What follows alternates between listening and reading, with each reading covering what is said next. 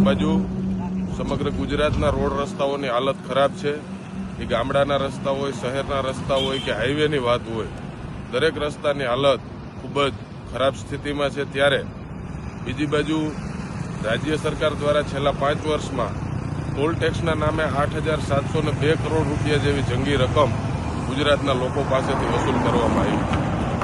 આ પૈસામાંથી રસ્તાઓ સુધારવાના હોય, એના બદલે રાજ્ય સરકારે પોતાની વાહવાહી કરવા પાછળ ખર્ચ્યા। અમુક રસ્તાઓમાં તો રસ્તા બનાવવાના ખર્ચ કરતાં પણ ડબલ પૈસા ઉઘરાણું કર્યા હોવા છતાં પણ આ રસ્તામાં ટોલ ટેક્સ હજુ સુધી ઉઘરાવવામાં આવે છે। આ ટોલ ટેક્સ તાત્કાલિક બંધ થવો જોઈએ અને રસ્તાઓની હાલત વહેલી તકે સુધરે એ અંગે રાજ્ય સરકારે યોગ્ય પગલાં લઈ તાત્કાલિક રસ્તાઓ સુધારવા જોઈએ।